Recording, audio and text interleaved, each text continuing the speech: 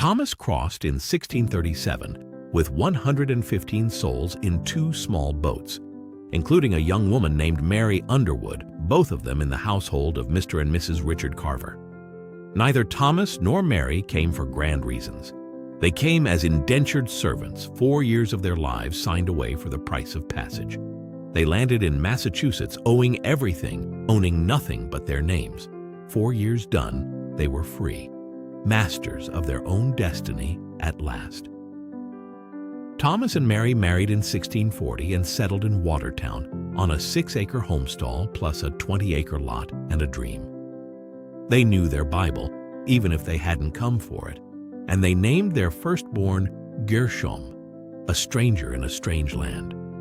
And they kept going until the 11th was Benjamin. In the colonies, there were no draftees and no volunteers.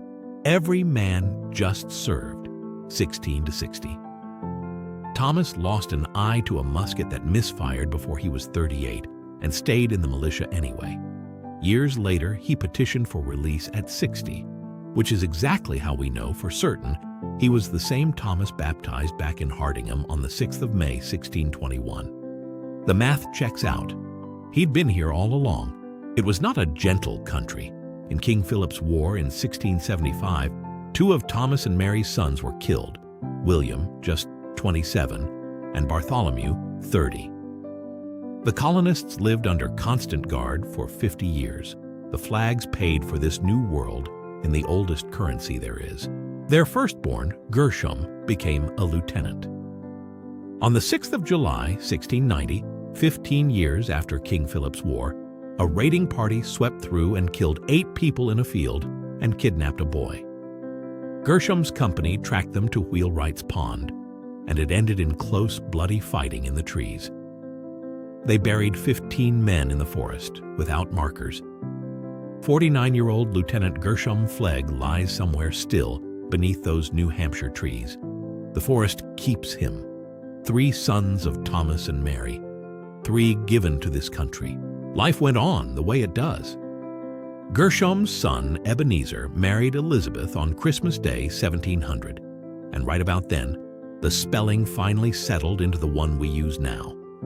After 600 years of wandering, de Flagg, Flagg, Flagg, it became at last Flagg.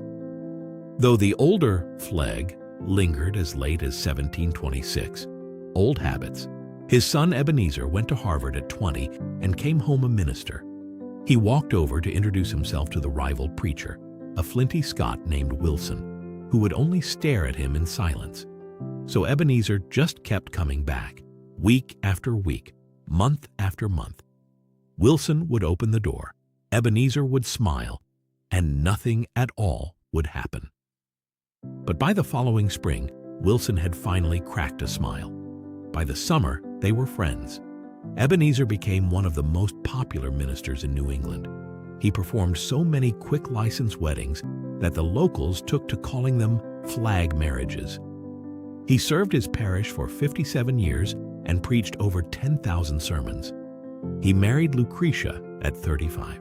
He grew overweight, enjoyed his rum, and lived to be 92 and a half. He outlived every Flagg who came before him. Not every Flagg was a saint. The Reverend's son Thomas was a preacher's kid full of pranks. Once he dressed the family dog in his father's robes and sent it up to the pulpit. Everything came, they say, to a full stop.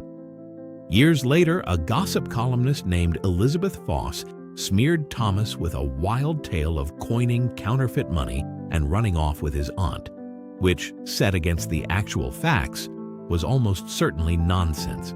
Which, with a capital B, that one's a direct quote. He was, in plain truth, just a restless young man with 2 little boys. Then Thomas died young in 1772, and the 2 boys, Thomas and Josiah, were taken by sea down to Virginia to be raised by their great-aunt Ruth at Key's Ferry on the Shenandoah. New England had held the family for 130 years, but the thread was moving again, south, toward a place that would soon call itself West Virginia.